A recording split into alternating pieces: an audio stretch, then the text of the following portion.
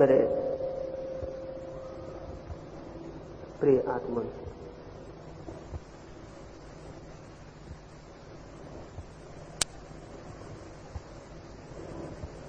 एक गांव में एक बहुत अजीब घटना घट गई थी। एक आदमी ने किसी बीमारी में अपनी छाया खो दी।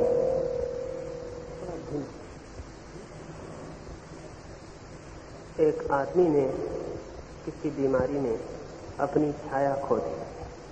ऐसा कभी ना हुआ था। वो रास्ते पर चलता तो उसकी छाया न बनती।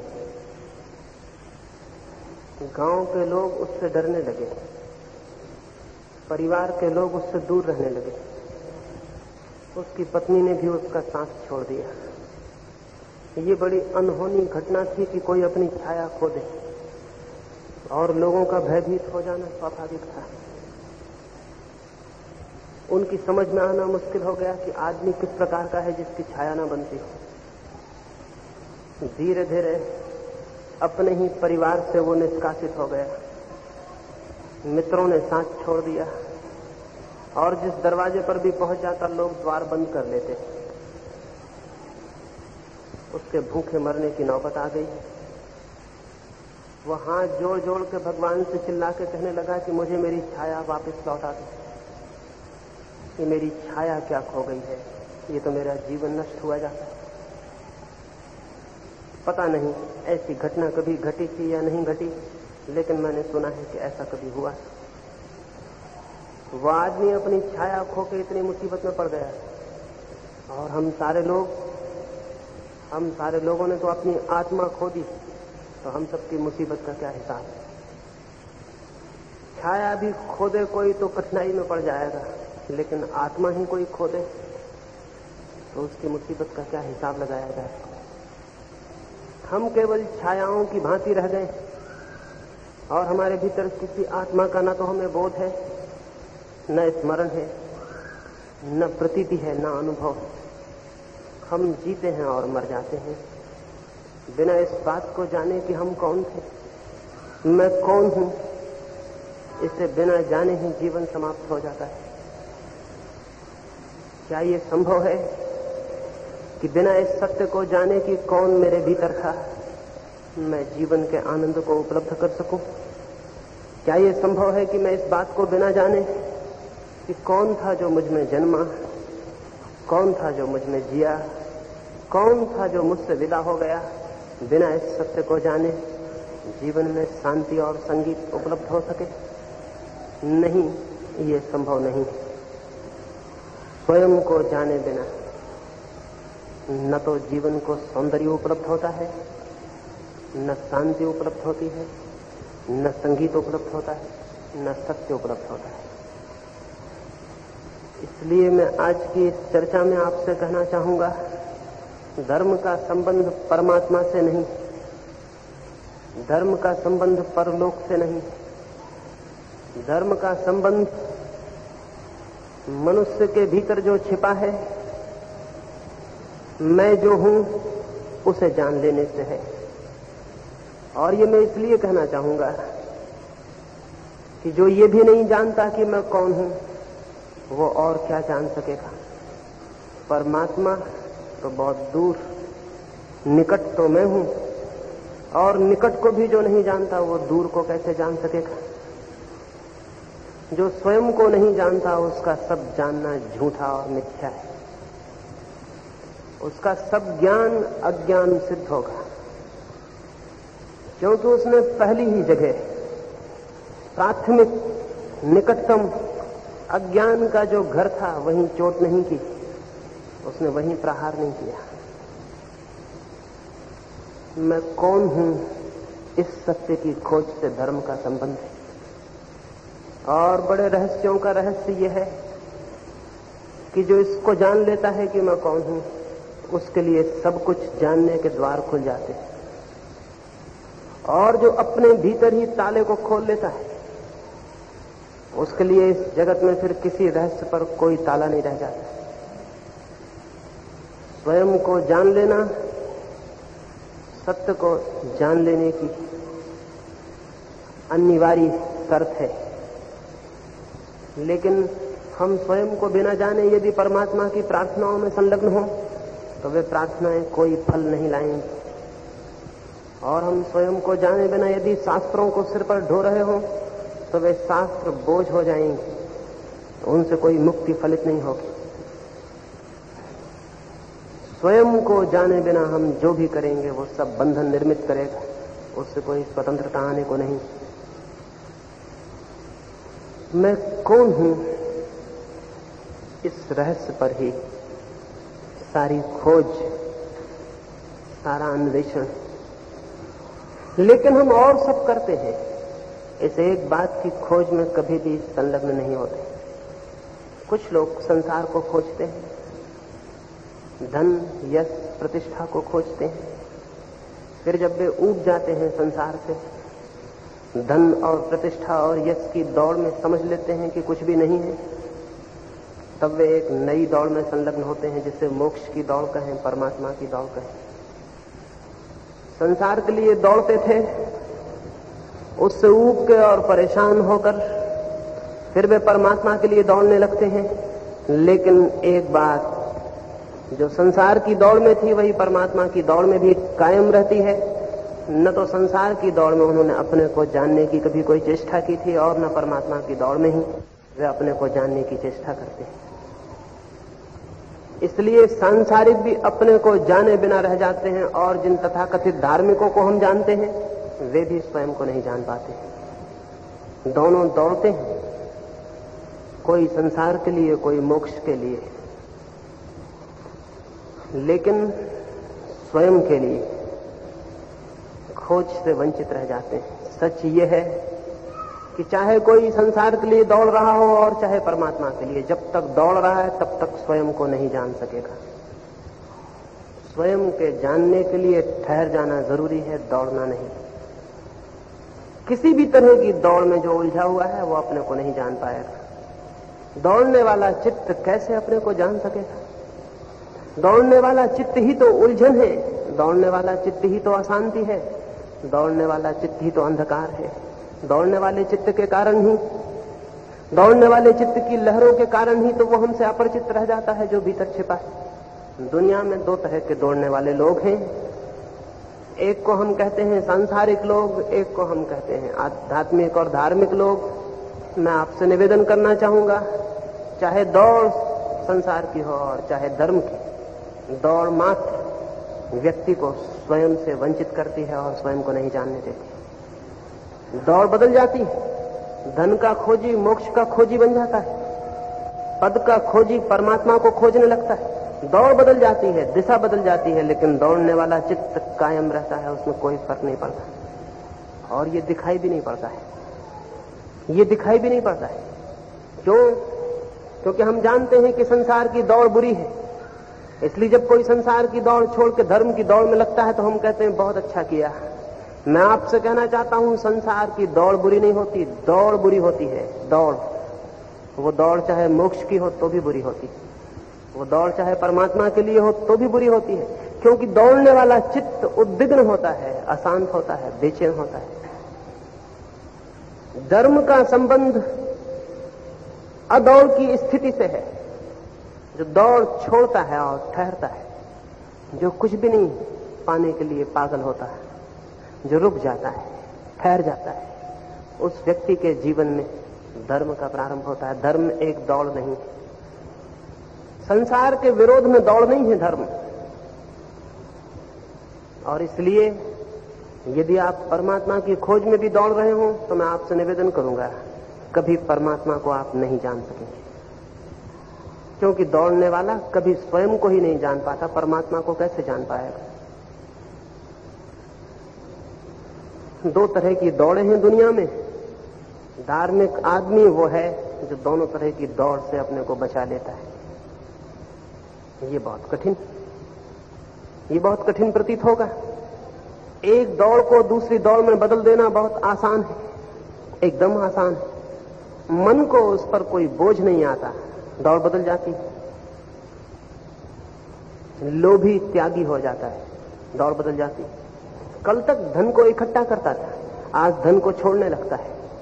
कल तक इकट्ठा करने की दौड़ थी, अब छोड़ने की दौड़ शुरू हो जाती है। मन को कोई फर्क नहीं पड़ता। अहंकारी विनम्र होने लगता है। कल तक कहता था मैं कुछ हूं, अब कहने लगता है मैं ना कुछ हूं, लेकिन दौड़ जारी है। कल तक मैं को बड़ा करने की दौड़ थी, अब मैं को छोटा करने की दौड़ शुरू हो जाती। चित्त को कोई परिवर्तन नहीं होता, कोई ट्रांसफॉर्मेशन नहीं होता। जीवन में परमात्मा या सत्य की खोज में चले हुए लोगों के लिए जो सबसे बड़ा उलझाव है वो यही है, उनकी दौड़ बदल जाती है, लेकिन दौड़ रुकती नहीं। वे यहां भवन बनाते थे, उसे छोड़कर वे आकाश में और परलोक में भवन बनाने लगते। वे यहां सुख चाहते थे, उसे छोड़कर वे मोक्ष के सुख की कामना करने लगते, लेकिन दौड़ जारी रहती। और यदि दौड़ जारी रहे तो हम कुएं से बच जाते हैं और खाई में गिर जाते हैं। एक पागलखाने में कुछ लोग गए, वे वहां के पागलों का अध्ययन करने गए थे।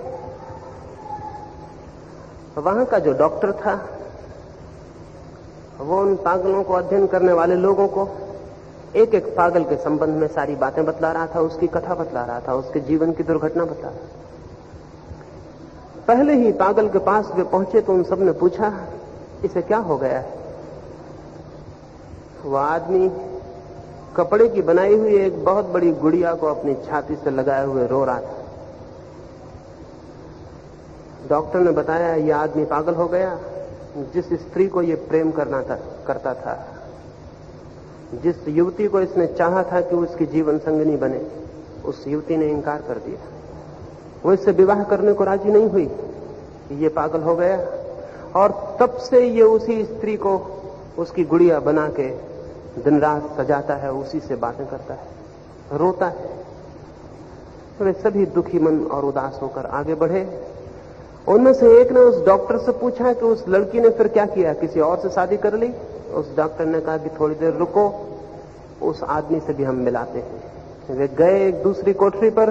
उस डॉक्टर ने कहा ये वो आदमी है जिससे उस लड़की ने शादी कर ली थी। तो उन्होंने कहा ये कैसे पागल हो गया? उनका वो पहला आदमी इसलिए पागल हो गया कि इस स्त्री से विवाह ना हो सका। इस आदमी को इसलिए पागल होना पड़ा कि उस स्त्री से विवाह हो गया। उस स्त्री के साथ रहने का ये परिणाम हुआ कि ये पागल हो गया।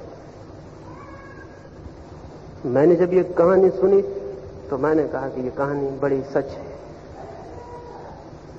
कुछ लोग संसार के पीछे दौड़ के पागल रहते हैं, कुछ लोग परमात्मा के पीछे दौड़ के पागल हो जाते हैं। कुछ लोग इसलिए पागल रहते हैं कि संसार उन्हें मिल जाता है, और कुछ लोग इसलिए पागल हो जाते हैं कि वो संसार को छोड़ देते हैं। लेकिन दोनों हालतों में एक पागलपन की स्थिति पैदा होती है। दौड़ता हुआ चित्त पागलपन की स्थिति है, ठहरा हुआ चित्त, रुका हुआ चित्त स्वस्थ है। स्वस्थ का अर्थ है स्वयं में जो ठहर गया, रुक गया। लेकिन हमारा चित्त तो स्वयं में रुकता नहीं। कहीं उसे हम लगा दें तो ठीक, अगर कहीं ना लगाएं तो बड़ी बेचैनी मालूम पड़ती। इसीलिए तो सुबह से कोई आदमी उठाता है तो जल्दी से अखबार खोजता है कि अखबार पढ़ूं, क्योंकि खाली रहने से घबराहट होती है। अखबार में मन को लगा देता है। एक आदमी अखबार पढ़ता है, दूसरा आदमी सुबह से उठ के गीता पढ़ने लगता है। तो हम सोचते हैं अखबार पढ़ने वाला बुरा और गीता पढ़ने वाला अच्छा।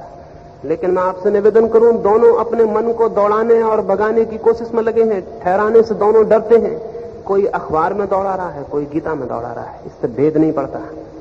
एक आदमी सुबह से उठ के रेडियो खोल लेता है और फिल्मी गाने सुनने लगता है, दूसरा आदमी बैठ के राम राम राम राम जपने लगता है। लेकिन दोनों मन के ठहराने को राजी नहीं, दोनों मन को भगाते हैं, दौड़ाते हैं। दोनों समान हैं, दोनों में कोई भेद नहीं है, और दोनों में से कोई भी धार्मिक नहीं है। धार्मिक व्यक्ति वो है जो चित्त को भागने के लिए रास्ते नहीं देता। धार्मिक व्यक्ति वो है जो चित्त को खाली छोड़ने के लिए राजी हो जाता है। धार्मिक व्यक्ति वो है जो चित्त को कोई भी भोजन नहीं देता और चित्त से कहता है रह जाओ, खाली ठहर जाओ, दौड़ो मत। लेकिन हमें ये ख्याल में नहीं। हम फिल्मी गाना बंद करते हैं तो भजन गाने लगते हैं। हम सोचते हैं भजन गाने से कोई धार्मिक हो जाएगा। फिल्मी गाना गाओ कि भजन गाओ, दोनों से कोई कभी धार्मिक नहीं होता। चित्त जब कुछ भी नहीं करता, कोई गीत नहीं गाता, कोई विचार नहीं करता, कोई दिशा में दौड़ता नहीं है, जब चित्त कुछ भी नहीं करता और ना करने की अवस्था में होता है, स्टेट ऑफ नॉन डूइंग, जब वो कुछ भी नहीं करता, उस क्षण धर्म में प्रवेश होता है, उस क्षण स्वयं में प्रवेश होता है, उस क्षण सत्य की झलकें मिलनी शुरू होती हैं। जापान में एक बहुत बड़ा आश्रम था। उस आश्रम में कोई 500 भिक्षु थे। जापान का सम्राट उस आश्रम को देखने गया। आश्रम का जो प्रधान था, उसने उस बड़े विराट आश्रम, जिसकी दूर दूर तक भवन फैले हुए थे, सम्राट को ले जाकर दिखाए। बीच आश्रम में बहुत विशाल एक भवन था, फिर आसपास छोटे छोटे झोपड़े थे बहुत। उसने छोटे छोटे झोपड़े दिखलाए। यहां भिक्षु रहते, यहां भिक्षु स्नान करते हैं, यहां भिक्षु भोजन बनाते हैं, यहां भिक्षु अध्ययन करते हैं। वो राजा बार बार पूछने लगा कि तुम छोटे छोटे मकानों को तो बतला रहे हो, लेकिन ये जो बीच में विशाल भवन है, यहां क्या करते हैं? लेकिन वो सन्यासी अजीब था, वो इसका उत्तर ही न दे। राजा परेशान हुआ, छोटे छोटे झोपड़ों में घुमा रहा था और बीच में जो विशाल भवन था उसकी कोई बात नहीं करता था। उसने दोबारा पूछा कि मेरे मित्र, तुम बड़े अजीब मालूम पड़ते हो, जो दिखाने योग्य मालूम पड़ता है उसको दिखाते नहीं, छोटे छोटे झोपड़े दिखला रहे हो, यहां क्या करते हैं भिक्षु? फिर भी वो सन्यासी चुप रह गया। फिर तीसरी बार उस राजा ने पूछा कि मेरे बर्दाश्त की सीमा के बाहर हुई जा रही है बात, देखने आया था आश्रम, तुम दिखलाते हो फिजूल की बातें, ये जो बीच में भवन है बड़ा, यहां क्या करते हो? उस सन्यासी ने कहा कि मैं खुद मुसीबत में हूं कि क्या बताऊं कि वहां हम क्या करते हैं। असल में हम वहां कुछ भी नहीं करते। बाकी सारे आश्रम में भिक्षु कहीं स्नान करते हैं, कहीं अध्ययन करते हैं, कहीं बातें करते हैं। जब किसी भिक्षु को कुछ भी नहीं करना होता तो उस भवन में चला जाता है और वहां कुछ भी नहीं करता। अब हम क्या बताएं कि वहां क्या करते हैं? वो हमारा ध्यान का कक्ष, वो हमारा मेडिटेशन हॉल, वहां हम कुछ भी नहीं करते। अगर कुछ करना हो तो इतना बड़ा आश्रम है, यहां हम कुछ करते हैं। वहां जब किसी को कुछ भी नहीं करना होता तो वहां चला जाता है। तो मैं क्या बताऊं कि हम वहां क्या करते हैं? इसलिए मैं कुछ भी नहीं कह रहा हूं, उसके बाबत आप नाराज न हो। हम वहां कुछ करते ही नहीं। क्या आपने कभी कोई ऐसा क्षण जाना है अपने मन में जब आप कुछ भी ना कर रहे हो? क्या कभी कोई ऐसा क्षण जाना है जब मन कुछ भी ना कर रहा हो, बस हो, जस्ट सिर्फ हो, कुछ कर ना रहा हो? ना करने की कोई अवस्था जानी? अगर नहीं जानी तो धर्म से अभी आपका कोई संबंध नहीं है और ना हो सकता है। कोई संबंध नहीं हो सकता। पूजा करो, प्रार्थना करो, ये सब करने की अवस्थाएं। दुकान चलाओ, मंदिर में जाओ, ये सब करने की अवस्थाएं। सेवा करो, मरीज की सेवा करो, कोढ़ी की सेवा करो, ये सब करने की अवस्थाएं। करने की अवस्थाओं से धर्म का कोई संबंध नहीं।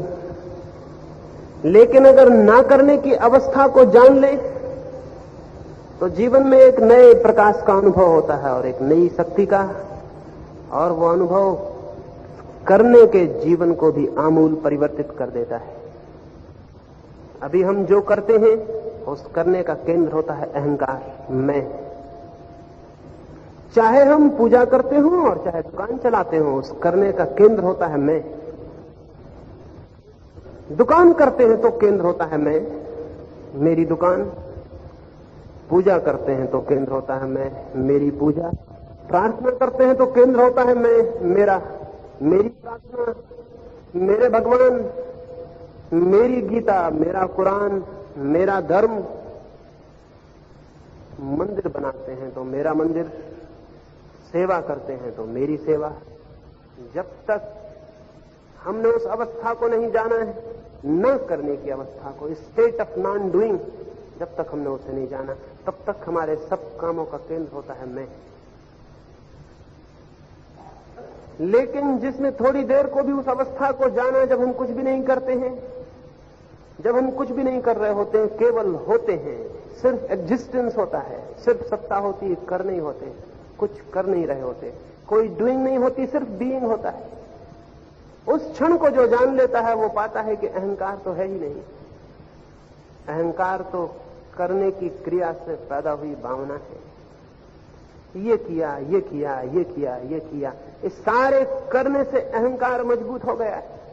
ना करने की अवस्था को जानते से ज्ञात होता है कि अहंकार तो है ही नहीं। और उस ना करने की अवस्था में ही चित्त इतनी शांति में होता है कि स्वयं को जान पाता है।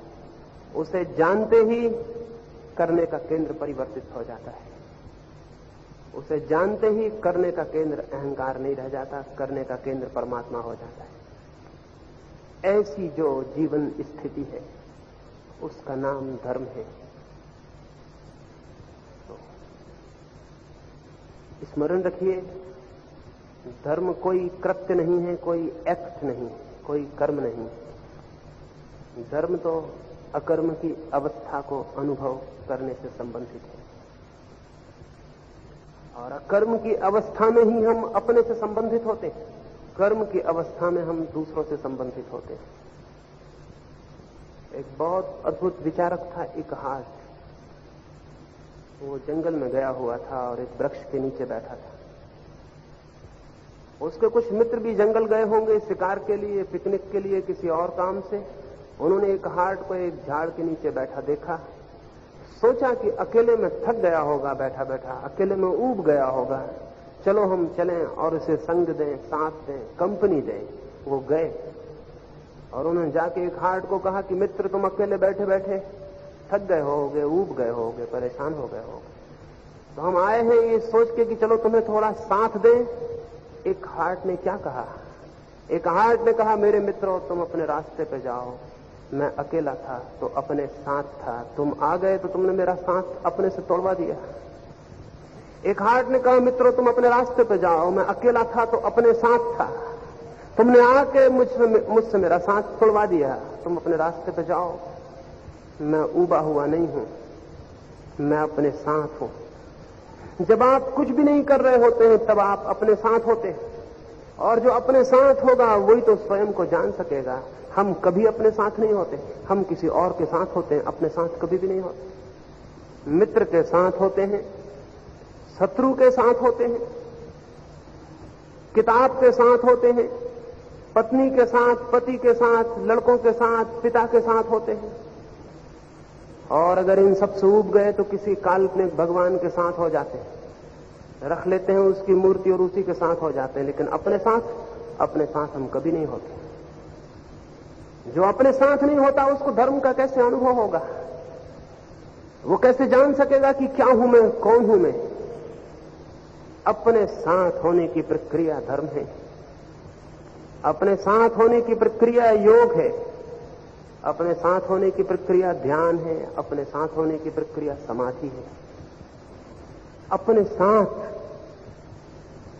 कैसे हो सकते हैं? हमारी तो आदत किसी और के साथ होने की। हम तो सदा भीड़ में होना पसंद करते हैं, अकेला तो कोई नहीं होना चाहता। क्यों नहीं होना चाहता? अकेले में भय लगता है, अकेले में घबराहट लगती है। किस बात की घबराहट लगती है, किस बात का भय लगता है? कभी ख्याल भी नहीं किया होगा अकेले में भय क्यों लगता है, घबराहट क्यों लगती है? अकेले क्यों नहीं होना चाहते? क्यों किसी का साथ खोजते हैं निरंतर?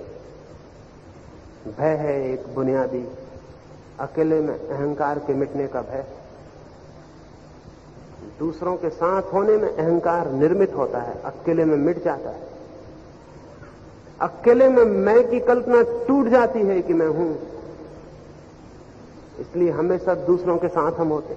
और जो लोग हमारे साथ होकर हमारे मैं को काफी प्रोत्साहन देते हैं, उनके साथ होने में हमें ज्यादा रस आता है। इसलिए शत्रु के साथ हम कम होना चाहते हैं, मित्र के साथ ज्यादा होना चाहते हैं, क्योंकि मित्र हमारे अहंकार को बढ़ावा देता है। अब उनके साथ होना चाहते हैं जो हमारे अहंकार को बढ़ावा दें, शक्तिशाली बनाएं। अकेले होने में घबराहट लगती है, अकेले होने में मैं खो जाएगा, उसको कोई बढ़ाने वाला नहीं मिलेगा तो वो बिखर जाएगा, टूट जाएगा। इसलिए कोई अकेले में नहीं होना चाहता। लेकिन जिसे स्वयं को खोजना है उसे ये साहस करना होगा, उसे अहंकार के बिखर जाने को हिम्मत से देखना होगा। इस साहस का नाम ही संन्यास है, इस करेज का नाम ही संन्यास है। घर छोड़ के भाग जाने का नाम संन्यास नहीं है। घर को छोड़ के भाग जाना तो बड़ी आसान बात, और अगर सबका बस चले तो सभी घर छोड़ के भाग जाएं। घर से कौन परेशान नहीं, घर से कौन पीड़ित नहीं, घर से कौन ऊब नहीं गया है, सभी भाग जाएं। घर से भाग जाना कोई बहादुरी नहीं है।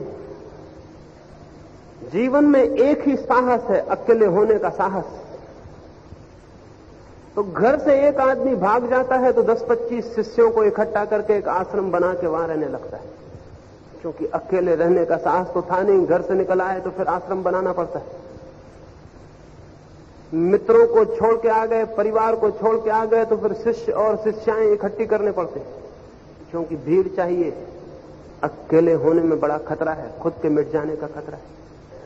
इसलिए जिसके पास जितने शिष्य इकट्ठे हो जाते हैं, जिस सन्यासी के पास, वो उतनी बड़ा सन्यासी हो जाता है, उसके अहंकार का पारा उतना ही ऊपर चढ़ जाता है। जिसको कोई शिष्य नहीं मिलते वो बेचारा 2 कौड़ी का सन्यासी हो जाता, उसका अहंकार का पारा नीचे उतर जाता। शिष्यों की खोज चलती, भीड़ इकट्ठा करने की खोज चलती, आश्रम बनते। भागे थे लेकिन फिर दूसरा चक्कर सामने खड़ा हो जाता है। क्यों? क्योंकि अकेले होने का साहस नहीं, और अकेले होने के लिए कोई पहाड़ और जंगल में जाने की जरूरत नहीं है। जो अकेला होने की प्रक्रिया को समझ ले, वो जहां है वहीं अकेला हो सकता है। ठीक घर में और दुकान पर और बाजार में अकेला हो सकता है। जो अकेला होना जानता है वो भीड़ में भी अकेला होता है, और जो अकेला होना नहीं जानता उसको अकेला भी छोड़ दो तो वो काल्पनिक भीड़ को घेर लेता है और उसी में बैठ जाता है।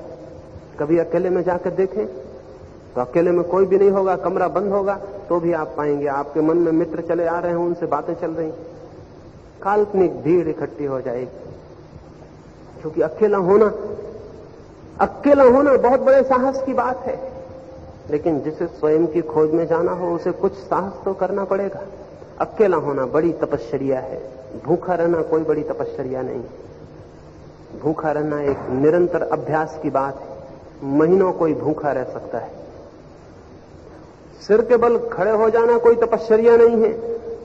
सर्कस में बहुत से लोग करते हैं, आप भी कर सकते हैं, मैं भी कर सकता हूं। कोई उल्टे सीधन आसन लगा लेना और धूप में खड़े रहना और सर्दी सह लेना कोई तपश्चर्या नहीं है, सब सर्कसी खेल है। तपश्चर्या तो एक है मनुष्य के मन के लिए सबसे कठिन, आर्डुअस, और वह है अकेला होना। मन अकेले होने को राजी नहीं होता, मन अकेले बैठने को राजी नहीं होता। मन की सारी आदत, मन का सारा जीवन किसी के संग, किसी के साथ में। तो इधर उधर से उब जाते हैं तो सत्संग को चले जाते हैं, वहां भी भीड़ मिल जाती है। किसी गुरु के पास चले जाते हैं, वहां भी साथ मिल जाता है।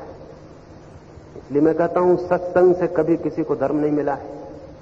अकेले और एकांत में सब तरह का संग छोड़कर जो मन ठहरने को राजी होता है वो धर्म को जानता है। सत्संग से सिद्धांत मिल सकते हैं, विचार मिल सकते हैं, खूब बातचीत करने के लिए सामग्री मिल सकती, ज्ञान मिल सकता है तथाकथित कि उपदेश करने में आप भी योग्य हो जाएं। लेकिन किसी सत्संग से कभी सत्य न मिला है और न मिल सकता है, क्योंकि संग से सत्य के मिलने का कोई संबंध नहीं। सत्य मिलता है असंग में, संग में नहीं। सत्य मिलता है असंग में, जहां कोई संगी और साथी नहीं, ऐसे मन की स्थिति में। पहला सूत्र है धर्म की खोज में, स्वयं की खोज में या परमात्मा की खोज में, असंग भाव। मैं अकेला हूं, मैं बिल्कुल अकेला हूं, और इस अकेले होने में ठहरने की दिशा में प्रयत्न। जब मन कहे कि किसी का साथ खोजो, जब मन कहे कि चलो अकेले में भयभीत मालूम होता हूं, तब सजगता से इस मन के प्रति निरीक्षण, और अकेले में ठहरने की दिशा में प्रयत्न। अगर थोड़ी सी देर को भी अकेला होना शुरू कर दें, प्रारंभ में तो बहुत कठिन है क्योंकि निरंतर साथ की आदत है, तो हम पूछते हैं कि अकेले में फिर कोई सहारा, तो कोई मंत्र बता दें कि हम उसको जपते रहें, राम राम करते रहें, कृष्ण कृष्ण करते रहें, कुछ तो बता दें कि जिसको हम करते रहें अकेले में। किसी भगवान की प्रतिमा पर ध्यान लगाएं या आंख बंद करके किसी ज्योति के ऊपर ध्यान लगाएं। फिर हम संग खोज रहे हैं, तरकीबें हैं ये सब, हम साथ खोज रहे हैं, वास्तविक नहीं तो काल्पनिक साथ खोज रहे हैं। कोई ज्योति के साथ ही बैठे रहें, राम राम ही जपें, हृदय में किसी चक्र की कल्पना करें या सिर में या नाभि में, लेकिन हम साथ खोज रहे हैं, अकेले होने को हम राजी नहीं। और अगर साथ मिल गया तो चक्कर फिर वापस वही शुरू हो गया जिससे आप बचना चाहते थे। इसलिए कोई साथ ना खोजें और कोई सहारा ना खोजें, न किसी मंत्र का, न किसी रूप का, न किसी प्रतिमा का, न किसी भगवान का, कोई सहारा ना खोजें, बेसहारा हो जाएं। और बड़े मजे की बात है कि जो बेसहारा हो जाता है उसे परम सहारा उपलब्ध होता है। और बड़े मजे की बात है जो अकेला हो जाता है वो परमात्मा को पा लेता है। और बड़े मजे की बात है कि जब तक कोई संग खोजता है तब तक कभी उसका संग नहीं मिलता जो कि सदा का साथी। एक रात ऐसा हुआ, एक आदमी एक पहाड़ से निकलता था, अंधेरी अमावस की रात थी, उसका पैर फिसल गया और रास्ते से चूक गया और किसी बहुत बड़े खड्ड में गिर पड़ा। लेकिन खड्ड में गिरने को कौन राजी होता है, तो उसने जल्दी से अंधेरे में जो भी पकड़ में आ सकता था पकड़ लिया। कोई वृक्ष की जड़ें थीं वो उसने पकड़ ली। नीचे अंधकार, ऊपर अंधकार, फिसलता हुआ पत्थर जिस पर पैर न टिके, ऊपर बढ़ने की कोई गुंजाइश और उपाय नहीं, नीचे गिरने का कोई साहस नहीं। वो अटका है उन जड़ों को पकड़ के। ठंडी रात, हाथ अकड़ने लगे और ठंडे होने लगे, और आखिर कब तक लटका रहेगा, और पूरी रात। और धीरे धीरे उसकी हिम्मत टूटने लगी और हाथ जड़ होने लगे ठंड में और जड़ें छूटने लगी। उसके प्राण कैसे संकट में नहीं पड़ गए होंगे, कैसे दुख को उसने नहीं जाना होगा, कैसी मौत में वो नहीं गिर गया था। लेकिन आखिर जब तक सामर्थ्य थी वो पकड़े रहा, जितनी देर तक संभव था उसने जड़ें पकड़ी रखी। लेकिन फिर एक वक्त आ गया कि हाथ बिल्कुल जड़ हो गया और जड़ें छूट गई। वो आदमी गड्ढे में गिर गया। लेकिन क्या हुआ, गिरते ही जोर की हंसी उस घाटी में गूंजी। वो आदमी हंसने लगा। नीचे गड्ढा था ही नहीं, नीचे जमीन थी, अंधेरे में दिखाई नहीं पड़ती थी। जड़ें हाथ से छूटी कि वो नीचे जमीन पर खड़ा था। और तब वो पछताया कि मैंने बहुत पहले ही हाथ क्यों न छोड़ दिए, मैंने व्यर्थ ही ये कष्ट और तकलीफ क्यों सही, मैं क्यों व्यर्थ ही ठंड में इस अंधेरी रात में लटका रहा जड़ों से। मैं जब ही का छोड़ देता तो जमीन नीचे थी। लेकिन जब तक न छोड़ा था तब तक उसे पता भी नहीं चला था। मेरे देखने में हर मनुष्य अपने जीवन की अंधेरी रात में रास्ते से भटक गया और गिर गया है। और हर मनुष्य ने अपने सामर्थ्य के अनुसार कोई न कोई जड़ पकड़ ली। किसी ने धन की, किसी ने पद की, किसी ने भगवान की, किसी ने धर्म की, किसी ने मोक्ष की, कोई न कोई जड़ पकड़ ली और उससे लटका हुआ है और रो रहा है और चिल्ला रहा है कि जड़ छूटने वाली, और जड़ छूटी तो मैं खड्डे में गिरूंगा। और हर आदमी को गिरना है, मौत करीब है सबके, और सभी की जड़ें छूट जाएंगी और हाथ छूटेंगे और गड्ढे में गिरना पड़ेगा। रो रहे हैं, चिल्ला रहे हैं, लेकिन जड़ को छोड़ते नहीं। कहते हैं कोई सहारा चाहिए, बिना सहारे के कैसे होगा, कोई ना कोई सहारा चाहिए।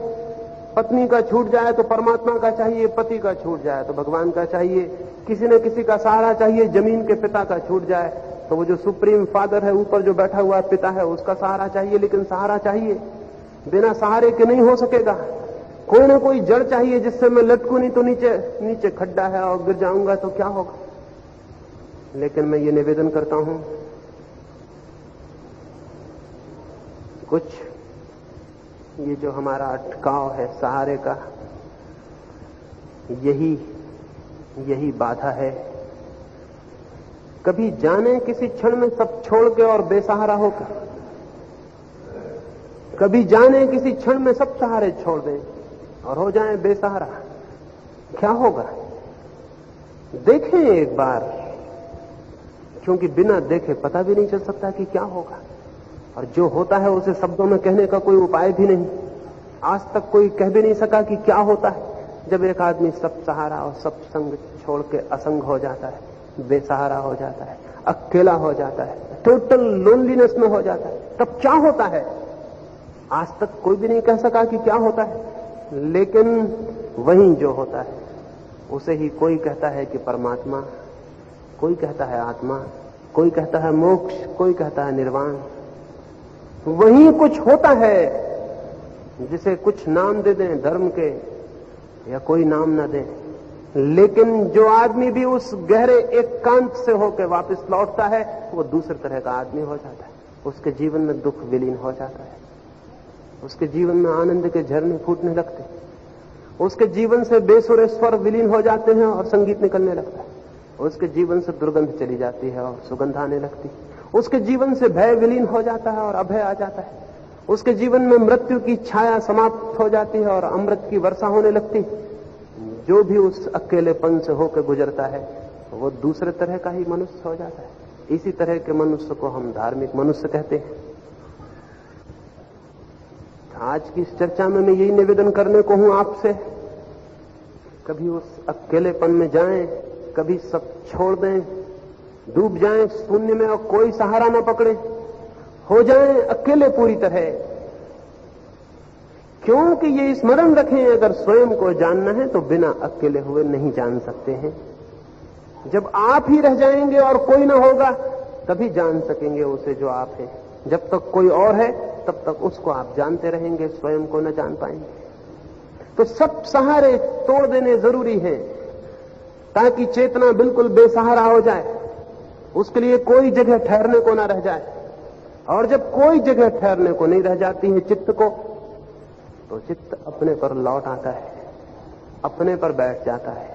जब कोई जगह नहीं रह जाती तो अपने पर वापस आ जाता है। जगह छीन लें चित्त से। हम जगह छीनते नहीं, जगह बदलते हैं। एक चीज छूटती है तो दूसरी पकड़ाते हैं, दूसरी छूटती है तो तीसरी पकड़ाते हैं, लेकिन कभी खाली नहीं छोड़ते चित्त को। तो चित्त के बदलाहट, सब्स्टिट्यूट देने से कोई आदमी कभी धर्म की दिशा में गतिमान नहीं होता। सब सब्स्टिट्यूट छोड़ लेने से, जब कोई कुछ भी हम चित्त को नहीं देते और चित्त भूखा और प्यासा और बिना दिशा के, बिना कहीं जाने के रह जाता है, उसी क्षण एक विस्फोट हो जाता है और एक क्रांति हो जाती है और जीवन दूसरा हो जाता है। धर्म एक ऐसे साहस की अपेक्षा है, धर्म एक ऐसे साहस की खोज है। लेकिन हम सारे लोग तो धर्म की तरफ साहस के कारण नहीं जाते, भय के कारण जाते हैं। इसलिए आदमी जितना बूढ़ा होने लगता है उतना धार्मिक होने लगता है। युवा आदमी धार्मिक नहीं होता, उसमें थोड़ा बहुत साहस होता है तो वो सोचता है अभी धार्मिक होने की क्या जरूरत है। सोचता है कि बुढ़ापे में जब सब काम निपट जाएगा तब हो लेंगे धार्मिक। और बुढ़ापे में आदमी धार्मिक क्यों होने लगता है? धार्मिक इसलिए होने लगता है कि मौत का भय चारों तरफ से घेरता है। उस भय के कारण वो भगवान का सहारा पकड़ने लगता है। और भय से जो भगवान पैदा होता है वो एकदम झूठा है, उसमें जरा भी सच्चाई नहीं है, कण मात्र भी सच्चाई नहीं है, वो केवल भय का निर्माण है। जब मौत करीब आने लगती है और हम अंधेरे में धकाए जाने लगते और लगता है कि अब जीवन छूटा, तो हम सोचते हैं भगवान अब तेरे ही चरण पकड़े लेते हैं, अब तेरे ही सहारा खोजे लेते हैं। भगवान किसी का सहारा नहीं है उस समय तक, जब तक कि कोई बेसहारा होने की हिम्मत न करे, तब तक कोई सहारा नहीं। तब तक रोएं, गिड़गिड़ाएं, करें प्रार्थनाएं, कुछ भी नहीं होगा, कुछ भी नहीं हो सकता है। होने का उससे कोई संबंध ही नहीं है। आप अपने भय में परेशान हो रहे हैं, और अपने भय में कल्पनाएं कर रहे हैं। भय छोड़े, धर्म का भय से कोई संबंध नहीं। और एक बात जाने, मृत्यु आएगी और मिटा देगी, ये तय है। इसमें कोई शक शुबा नहीं, इसमें कोई संदेह नहीं।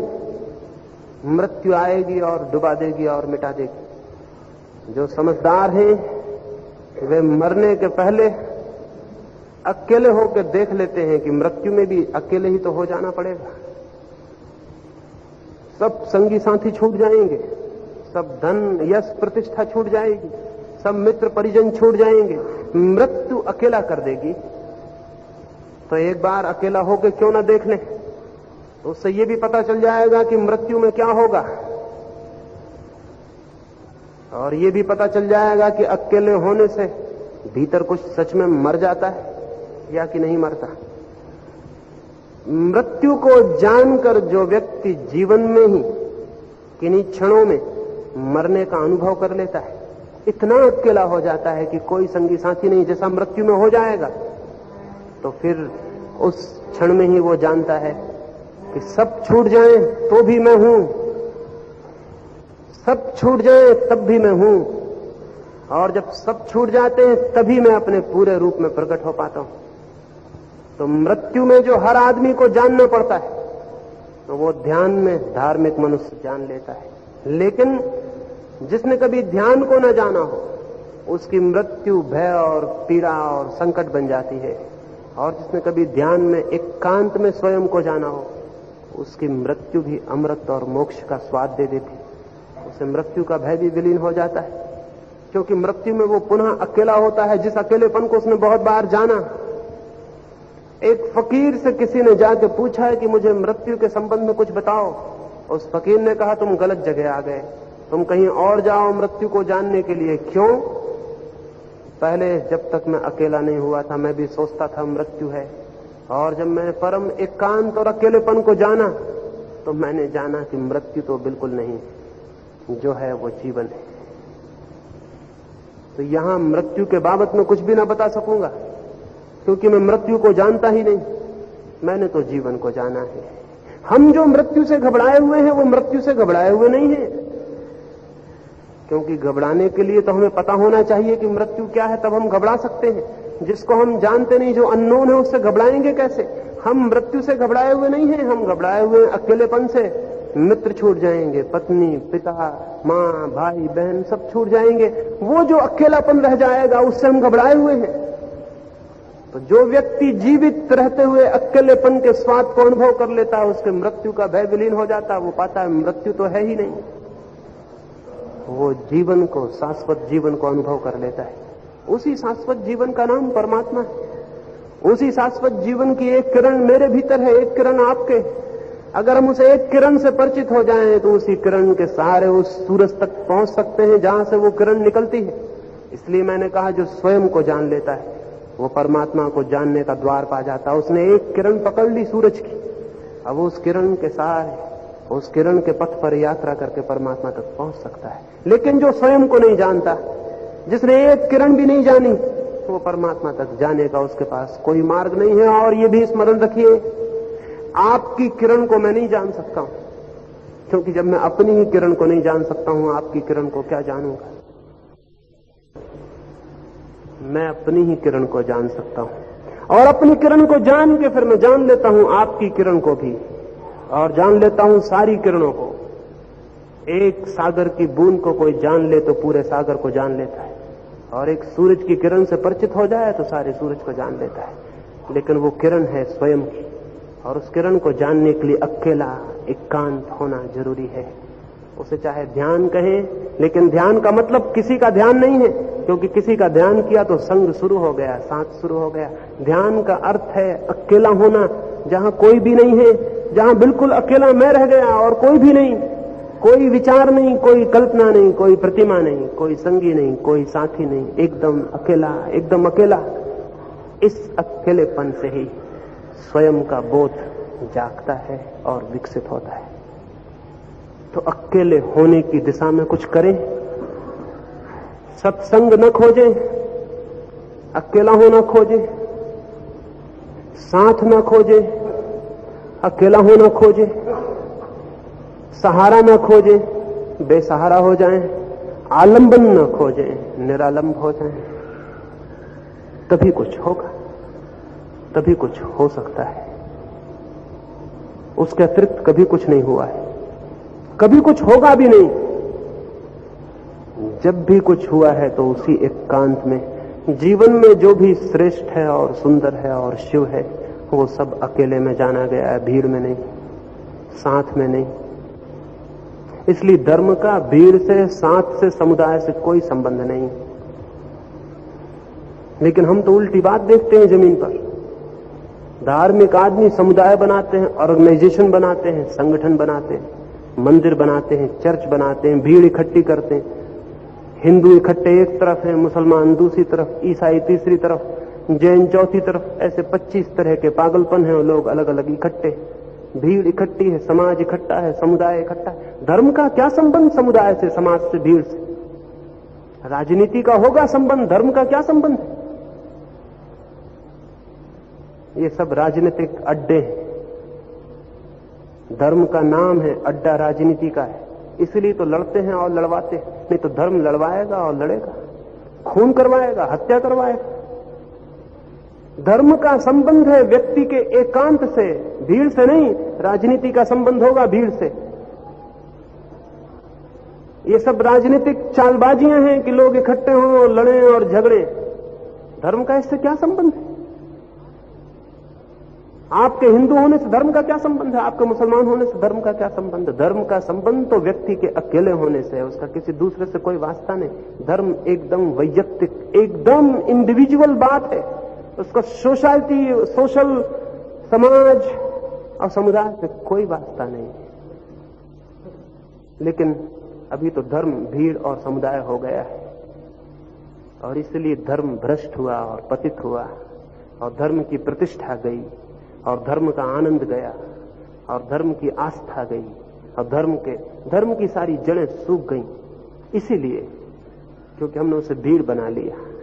तो मैं निवेदन करूंगा, वक्त आ रहा है, जमीन पर आना चाहिए, जबकि हम इस बात को जान सकें कि धर्म नितांत वैयक्तिक बात है। जैसे प्रेम वैयक्तिक है, वैसे धर्म वैयक्तिक है। जब मैं किसी को प्रेम करता हूं तो मैं प्रेम करता हूं, कोई भीड़ थोड़ी ले जाता हूं। कोई भीड़ से क्या संबंध है? और जब मैं शांत होऊंगा तो मैं शांत होऊंगा, भीड़ से क्या संबंध है? हम इतने लोग यहां बैठे हैं, अगर हम सब आंख बंद करके मौन हो जाएं तो यहां कोई भीड़ न रह जाएगी, एक एक। वो जो अकेलापन है उसका संबंध धर्म से है। उस अकेलेपन को खोजें, कोई संगठन समूह न बनाए, उस अकेलेपन को खोजें। जिस भांति भी हो सके किसी तरह स्वयं के एकांत को जाने और पहचाने। जिस दिन भी ये सौभाग्य पूरी तरह फलित होता है कि आदमी एक क्षण को भी अकेला हो जाता है, उसी दिन दूसरे आदमी का जन्म हो जाता है, सारा जीवन बदल जाता है, कुछ से कुछ हो जाता है। कैसे ये अकेलापन पूरा हो सके उसकी बात मैं कल सुबह करने को हूं, तो अभी और ज्यादा यहां कुछ नहीं कह सकूंगा। ये छोटी सी थोड़ी सी बातें आपने प्रेम और शांति से सुनी, इन पर सोचिएगा, विचार करिएगा। लेकिन अकेले विचार करने और सोचने से कुछ बहुत हल नहीं होगा, इन पर थोड़ा प्रयोग करिएगा। देखिए, भीड़ में रह के जिंदगी भर देखा है, थोड़ी सी देर को अकेले में रह के भी देखिए। अगर थोड़ी सी भी अकेले की गंध मिलनी शुरू हो गई तो फिर आपको कुछ ज्यादा नहीं करना पड़ेगा, वो गंध आपको खींचती चली जाएगी। अगर थोड़े से भी आनंद की पुलक, एक लहर भी आ गई तो फिर आपको कुछ करना नहीं पड़ेगा, वो लहर आपको खींचती चली जाएगी। और आप एक दिन पाएंगे कि आप उस केंद्र पर पहुंच गए जहां कोई भी नहीं है। उस केंद्र पर पहुंच गए जहां कोई भी नहीं है। जिस दिन उस केंद्र पर पहुंच गए उसी दिन पाएंगे कि परमात्मा है। वो जो पॉइंट है, वो जो बिंदु है जहां कोई भी नहीं रह जाता, वहीं परमात्मा का अनुभव होता है। परमात्मा करे ये अनुभव सबको हो, क्योंकि इस अनुभव के बिना किसी का जीवन सार्थक नहीं होता, कृतार्थ नहीं होता, आनंद से नहीं भरता है। मेरी बातें प्रेम से सुनिए, उससे पुनः पुनः धन्यवाद करता हूं। सबके भीतर बैठे हुए परमात्मा के प्रति मेरे प्रणाम स्वीकार करें।